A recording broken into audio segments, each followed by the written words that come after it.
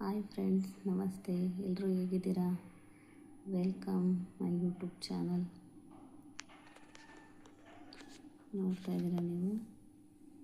ಇವತ್ತು ನಾವು ಎಸ್.ಎಲ್. ಭೈರಪ್ಪ ಅವರ ಸಾರ್ಥ ಕಾದಂಬರಿ ಈ ಪುಸ್ತಕನ ನೋಡ್ತಾ ಹೋಗೋಣ.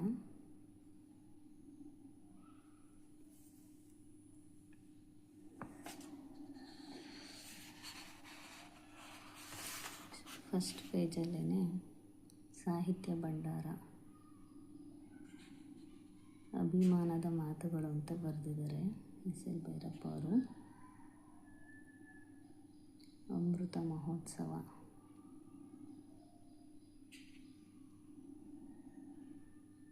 ಬಡತನ ಮತ್ತು ಕಷ್ಟದ ಬಾಲ್ಯದ ನಂತರದ ಹೈಸ್ಕೂಲ್ ದಿನಗಳಲ್ಲಿ ಬೇಂದ್ರೆ, ಶಂಭ, ಬುರ್ಲಿ, ಬಿಂದಾಚಾರ್ಯರಂತಹ ಗುರುಗಳ ಮಾರ್ಗದರ್ಶನವು ಸ್ವಾತಂತ್ರ್ಯ ಹೋರಾಟ, ಏಕೀಕರಣ ಚಳುವಳಿಗಳೊಂದಿಗೆ ಧಾರವಾಡದ ಶ್ರೀಮಂತ ಸಾಂಸ್ಕೃತಿಕ ಪರಿಸರದ ದಟ್ಟ ಪ್ರಭಾವದಿಂದಾಗಿಯೇ ಪ್ರಾಮಾಣಿಕವಾದ ಶ್ರದ್ಧೆಯ ಬದುಕಿನ ಹಾದಿಯಲ್ಲಿ ಆಯ್ಕೆ ಮಾಡಿಕೊಂಡ ಮಂಗಳೂರು ಗೋವಿಂದರಾಯರು ಆ ಎಲ್ಲ ಮೌಲ್ಯಗಳ ಬುನಾದಿಯ ಮೇಲೆಯೇ ಸಾಹಿತ್ಯ ಭಂಡಾರವನ್ನು 1934ರ ಯುಗಾದಿಯಂದು ಹುಬ್ಬಳ್ಳಿಯಲ್ಲಿ ಆರಂಭಿಸಿದರು.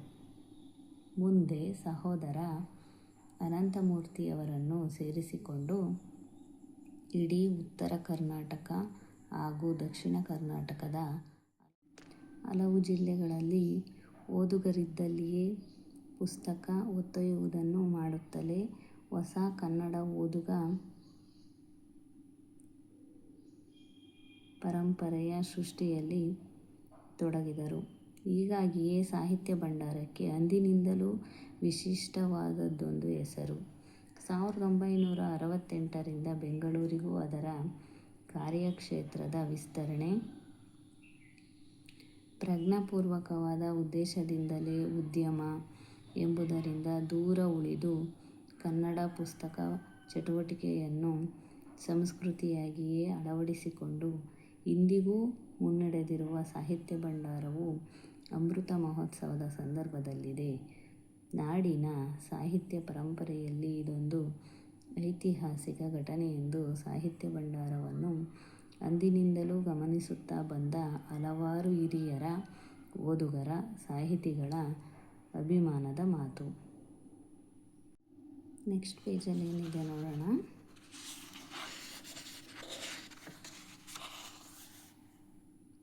ಸಾರ್ಥ.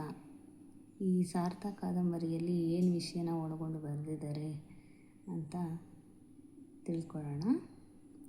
ಸಾರ್ಥದ ಮರ್ಮವನ್ನು ತಿಳಿಯಲು ಮನೆ ಮಾರು ಬಿಟ್ಟು ಹೋದ ನಾಗಭಟ್ಟನು ತನ್ನ ಗುರಿಯಿಲ್ಲದ ಸಂಚಾರ ಪರಿಕ್ರಮದಲ್ಲಿ ಜನಪದದ ಜೀವನಾಡಿಯಂತಿದ್ದ 10 ಧಾರ್ಮಿಕ, ಸಾಮಾಜಿಕ ಮತ್ತು ಸಾಂಸ್ಕೃತಿಕ ಪ್ರವೃತ್ತಿಗಳ ಪ್ರಭಾವಕ್ಕೊಳಗಾಗಿ ಅಚ್ಚರಿಯ ಜೀವನ ದರ್ಶನಕ್ಕೆ ಸಾಕ್ಷಿಯಾಗುತ್ತಾನೆ.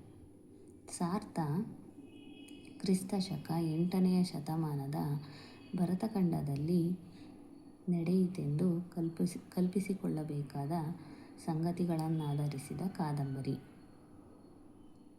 ಆನೆ, ಕುದುರೆ, ಹೇಸರಗತ್ತೆ, ನೂರಾರು ಗಾಡಿಗಳ ಮೇಲೆ ವಾಣಿಜ್ಯ ಪದಾರ್ಥಗಳನ್ನು ಏರಿಕೊಂಡು ವ್ಯಾಪಾರ ಮಾಡುತ್ತಾ ದೂರ ದೂರ ದೇಶಗಳಲ್ಲಿ ಸಂಚರಿಸುವುದನ್ನು ಆ ಕಾಲದಲ್ಲಿ ಸಾರ್ಥ ಎನ್ನುತ್ತಿದ್ದರು. ಭಾರತದ ಇತಿಹಾಸದ ಒಂದು ಸ್ಥಿತ್ಯಂತರ ಅವಧಿಯ ಈ ಕಾದಂಬರಿಯಲ್ಲಿ ಅಪೂರ್ವ ಅನುಭವ ಮತ್ತು ಪಾತ್ರಗಳು ಒಡಮೂಡಿವೆ.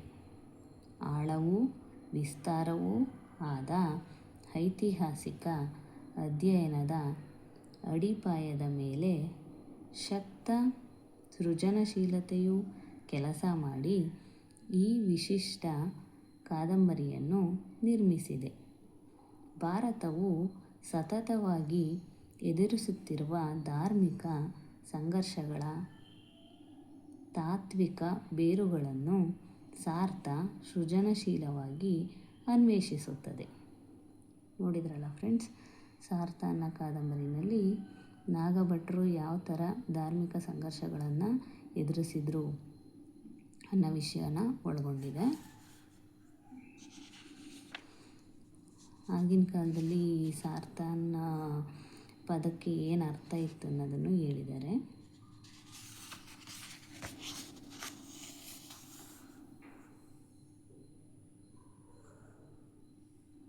ನೂರ 9ನೇ ಪ್ರಕಟಣೆ ಸಾರ್ಥ, SL ಭೈರಪ್ಪ ಅವರು.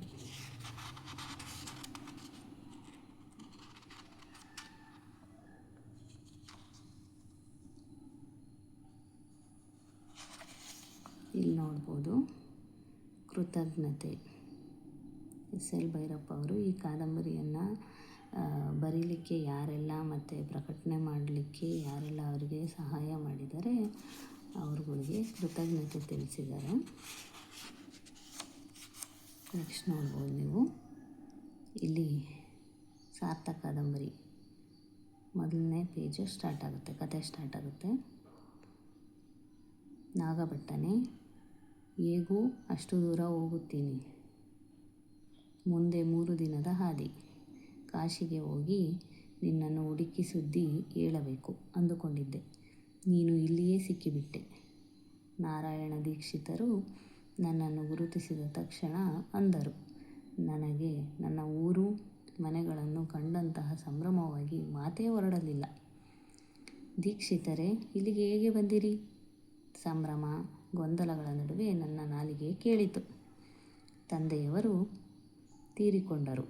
ಅಸ್ಥಿಯನ್ನು ಪ್ರಯಾಗದಲ್ಲೇ ವಿಸರ್ಜಿಸಬೇಕಂತ ನಿಶ್ಚಯಿಸಿದೆ.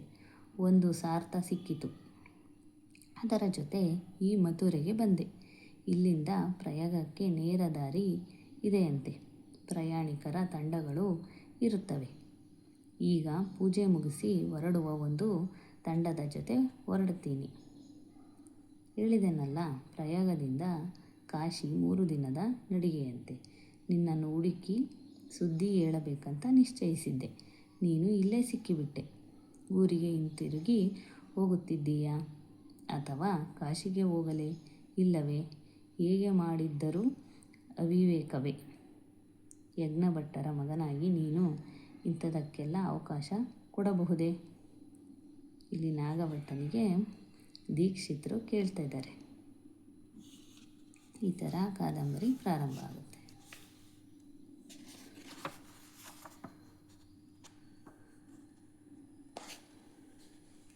ಈ ಕಾದಂಬರಿ ಕೂಡ ತುಂಬಾ ಚೆನ್ನಾಗಿದೆ ಫ್ರೆಂಡ್ಸ್. ಯಾರಿಗೆಲ್ಲ ಇಂಟ್ರೆಸ್ಟ್ ಇದೆ ನೀವು ಕೂಡ ಇದನ್ನು ತಗೊಂಡು ಓದ್ಬೋದು.